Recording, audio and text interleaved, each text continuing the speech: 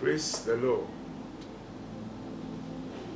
We thank God again this afternoon for the opportunity to be with you again in our series of inspirational messages. We've been trying for the past few weeks to identify some vices that plague the human nature, the fallen human nature. And we've been attempting to find solutions or devise ways of countering these vices in our lives.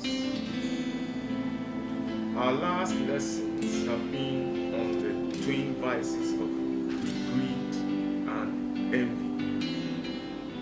Greed and envy. We sought to define greed as that vice that causes to want more things, hoard things, and desire things in an inordinate manner. And we also attempted to define envy as that grudging feeling that wants you to have something that belongs to another. Either his position, his accomplishment, his wealth, his wife. Want it for yourself in a very malicious way. We have described those things as envy, and we have said that to live godly lives, life that please God, we have to eschew those wrongdoings or those vices and then replace them with some virtues. And the virtue that readily replaces greed and envy is what we want to talk about today, and we call it contentment.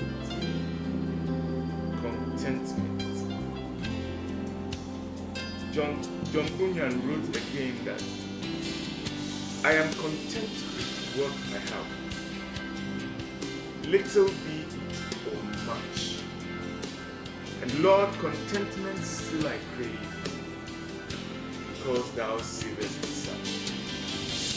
What that old English is saying is that I am happy and satisfied with the things that God has blessed me, whether it's little or it's much. And the man's prayer is that God, please grant me contentment, because you save those who are content with their Lord. This is a song by John Bunyan. But Paul the Apostle also writes in Ephesians chapter 4, 11 and 12. He says that, for I have learned to be content with whatever the circumstances, or to be content with whatever the circumstances. I know what it is to be in need, and I know what it is to be in plenty. I have learned the secret of being content in any and every situation. Now, what? And again, in 1 Timothy chapter 6 and verse 6, Paul says that, but godliness with contentment is great gain. Godliness with contentment is great gain. So we have seen the word content and contentment used in the various or the preceding verses that we have read. So we'll ask ourselves, what does it mean to be content? Or what is contentment? Contentment means to be satisfied and happy with what one has,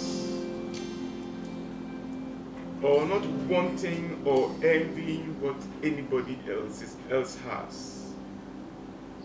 Now, what we have seen is that contentment is a state of being happy or being satisfied with the things that God has blessed us with.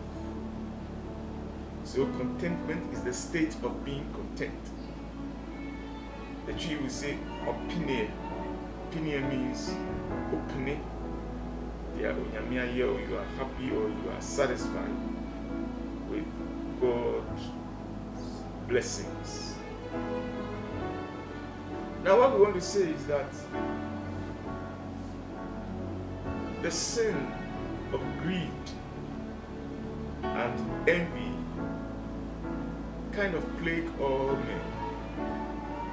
All men are prone to be greedy and envious. It's a human feeling. But we can counter them deliberately by learning and practicing the virtue of contentment. We learn to be content because Paul says that I have learned to be content, whatever the circumstances. And because he had learned, he says that I know what it is to be in need, and I know what it is to have plenty. He knows how to say that I know how to survive when there is a lot, when there is plenty. And I know how to survive when there is lack or there is need.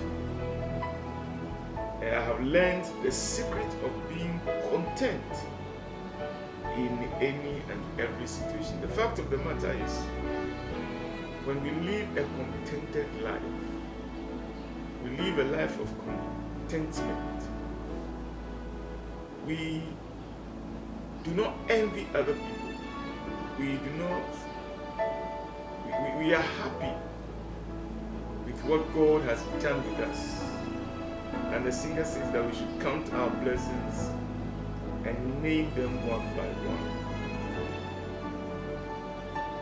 Amen. So, what can we do to live a life of contentment? So in our effort to develop godly character, to live without regret, we should not be driven by that inordinate passion or desire to be rich by all means. Having money is a good thing. To be a rich person is a good thing. But to strive at the expense of others, to do wrong things in order to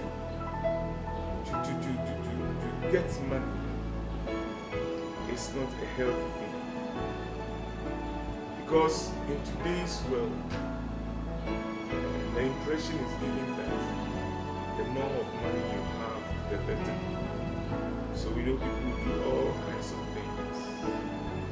But if you are working hard at your chosen profession, you are a businessman, you are an academic, and God through those things blesses you, it's a good thing. If you have more and are able to give to the poor, it's a good thing.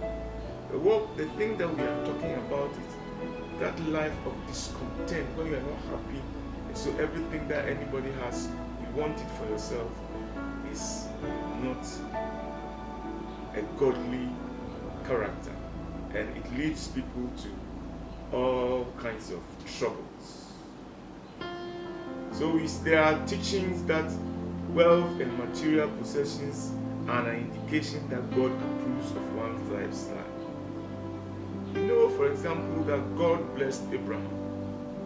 He was a rich man, and it's a good thing. God blessed Job. Job was a rich man. God blessed Isaac. Isaac was so blessed that the Philistines envied him. But those are the people who waited for God's time. They worked hard and allowed God to bless them. So Jesus Christ says in Luke 12:15, watch out, be on your guard against all kinds of greed. A man's life does not consist in the abundance of things that he possesses. So Jesus was talking to his disciples and he tells them that, watch out. And be on your guard against greed, all kinds of greed and envy. Be on your guard. The reason why Jesus says we should be on your guard against greed is that greed can easily infect you like a virus. Easily. If you are not careful, greed and envy can easily infect you. And he's saying that the quality of a man's life does not consist in the abundance of things he possesses. The quality of life, your acceptability with God, what pleases God is not the abundance of things that you have. It's not the size of your bank account. It's not how many buildings you have. It is your commitment, your heart, how it's committed to God.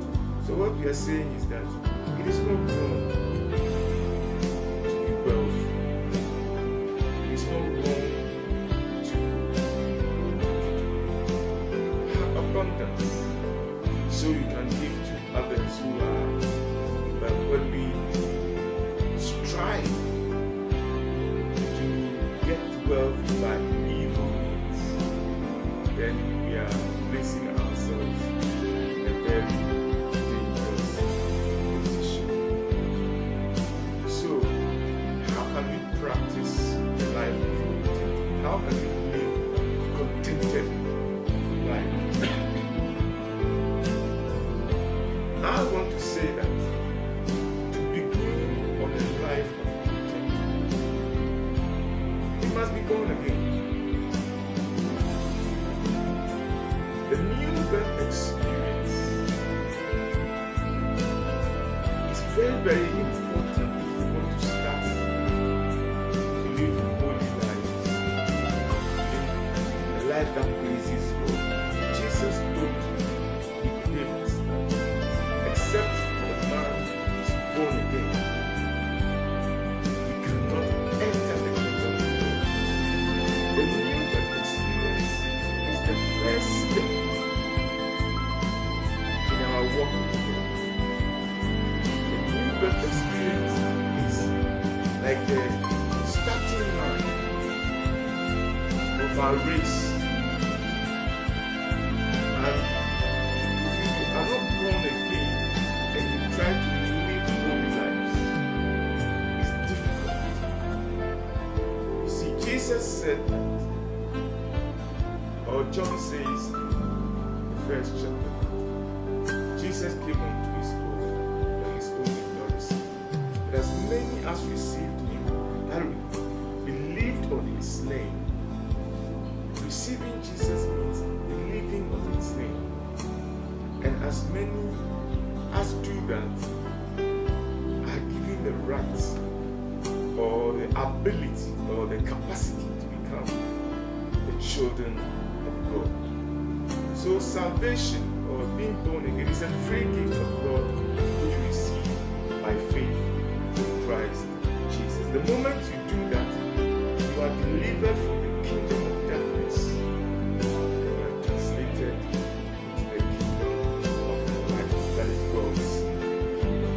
And that gives you an inner change, an inner disposition. Your heart is disposed or predisposed to doing right.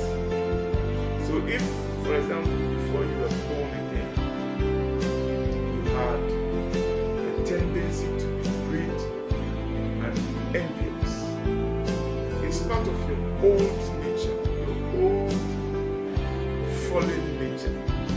And you cannot do much about it because it becomes a character. When you are born again, God touches that old nature and sets you on a new nature. An example, classic example is in Luke chapter 19, where Jesus encountered a publican or a tax collector, a senior tax collector called Zacchaeus. Zacchaeus was able to use his position to greedily acquire wealth. He acquired wealth through fraud and cheating people. Now, when Zacchaeus met Jesus Christ, and Jesus had expounded to him the claims of the kingdom of God, something happened in Zacchaeus' heart. So Zacchaeus said that after that encounter with Jesus, that transformed nature, that new creature that was born, he realized that I have lived wrongly, I have cheated people, I've been greedy. So what Zacchaeus said was that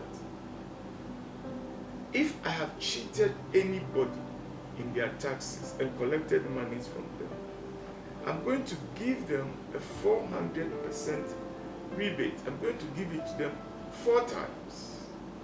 So if, for example, I cheated you and took 200 Ghana by way of cheating, because he had records for all the things that he was doing, I'll multiply it by 4. So I'll give you back 800 Ghana. That man had met with Jesus and had received the new birth. So that affected his whole worldview.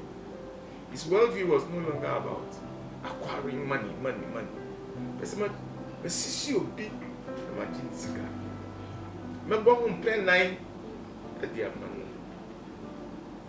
I will give it to them fourfold. Then he said, on top of that, all the things that even I myself have acquired, I'll share it in half and give half of the money to the poor.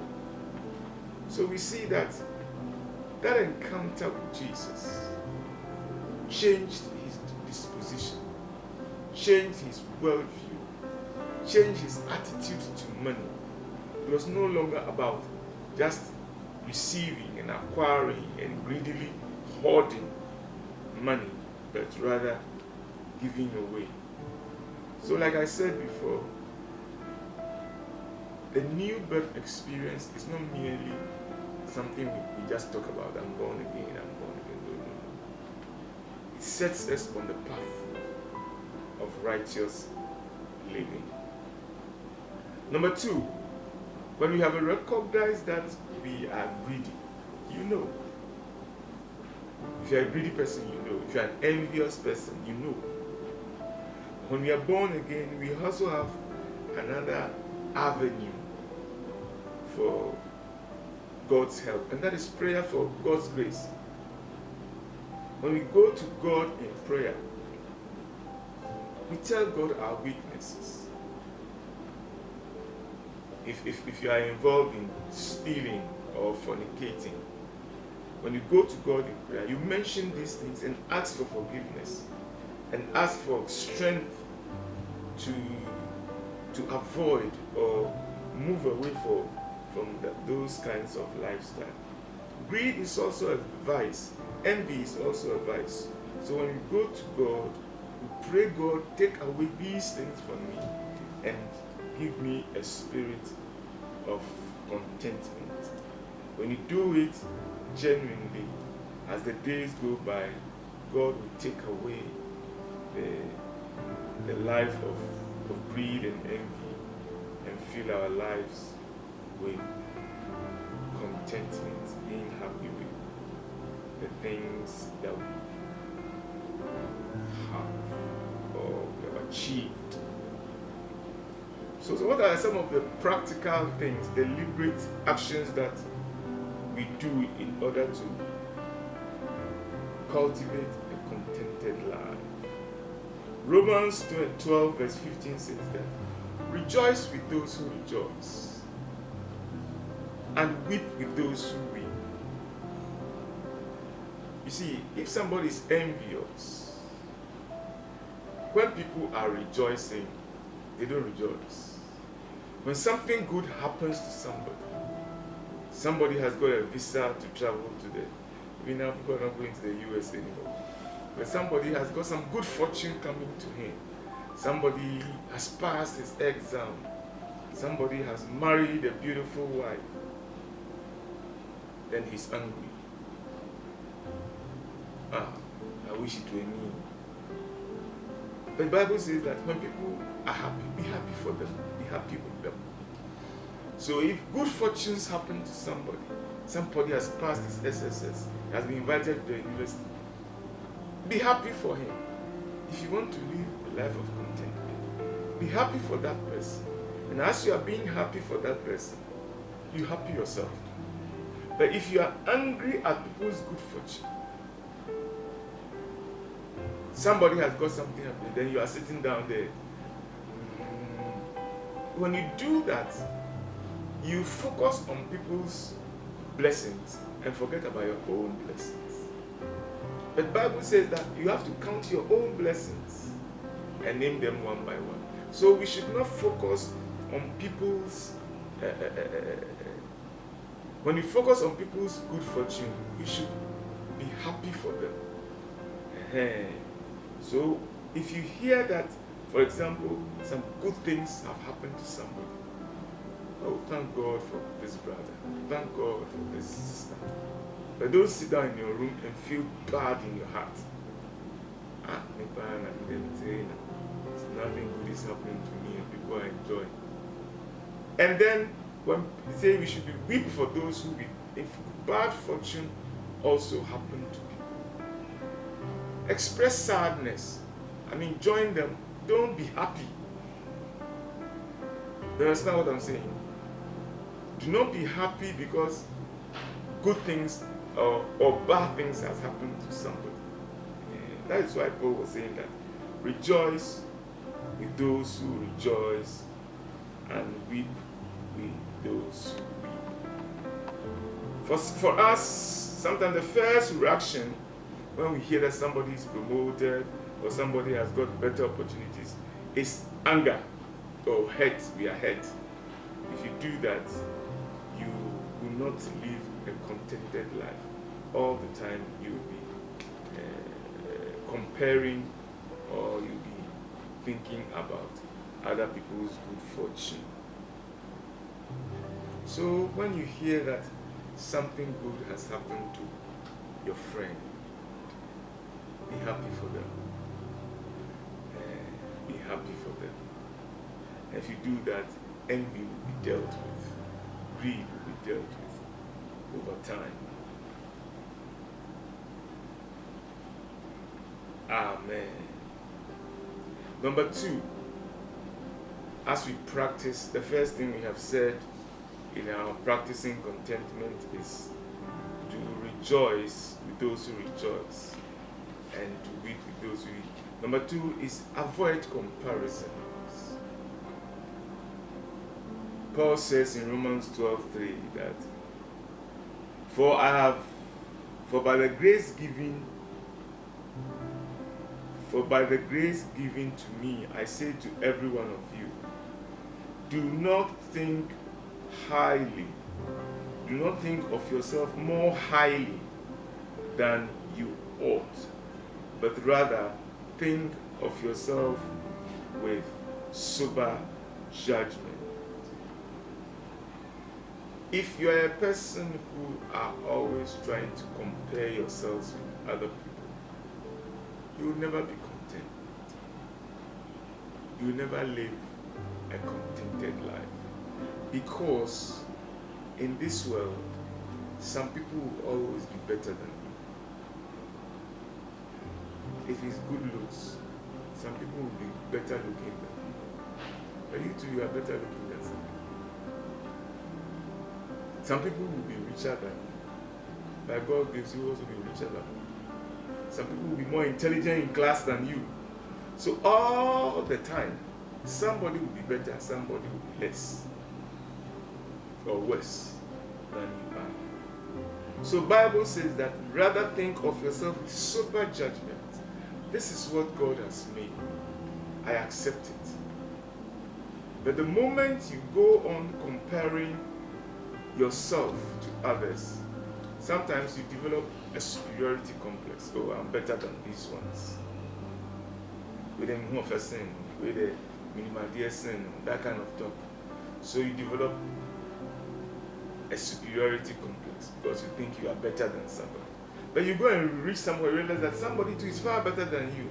So you develop an inferiority complex. God, that kind of thought. Because you are comparing. But if you know that I am, like David said, I am beautifully and wonderfully made. That's what God has made me. And I am one of a kind in the whole world. And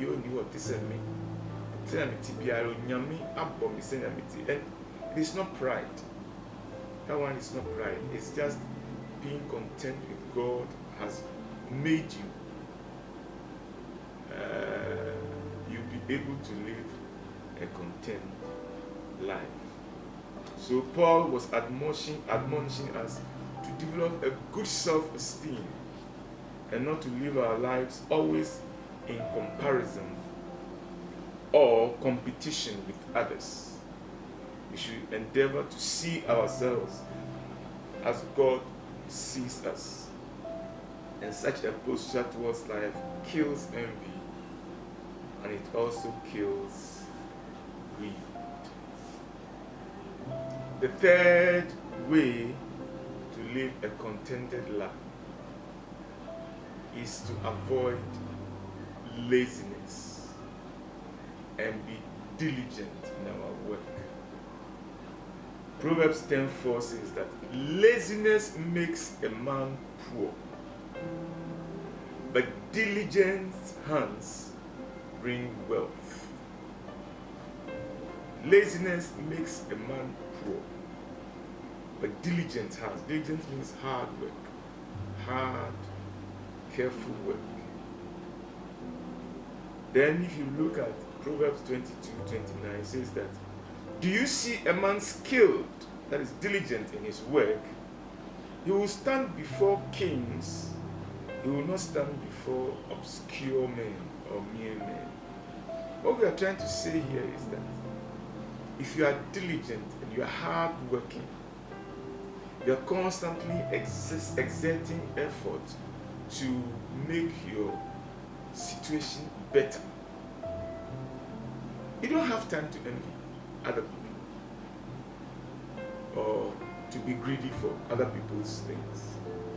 Because you are hard. If you are lazy people always sit down. Anybody is passing by, they'll talk about him. And my father didn't take me to school. My mother didn't take. Every day they have somebody to blame for their state. Many people. Even in the Bible, Timothy was brought up by the mother and the grandmother. The father was nowhere to be. But Timothy turned out to be an apostle and the closest mate or the closest companion of Paul. So we don't sit at home doing nothing. And when we do that, normally we tend to envy people. Normally, when we sit at home and we are lazy, we don't study our books, we don't. Anytime anybody does well, it's juju. Anytime anybody does well, it's juju. So the idle and the lazy who spend their days blaming everybody and everything for their situation, they tend to be envious. They tend to be greedy. So lazy people tend to be envious of others who are doing well. So if you want to cut envy from them, work hard at whatever it is that God, if you're a student, study hard. If you're an apprentice of any job, do it well. And God can. The Lord Jesus Christ, who is our mentor and our standard, was a carpenter. And I'm very sure he was a very good carpenter. And that is whatever it is that we are doing, we should do it with all our heart. And pray God that He will grant us a spirit that is satisfied with what God has done with us. So we thank God again for this afternoon. And these are a few things that we are sharing that will make us eschew greed and envy from our lives and live lives of contentment.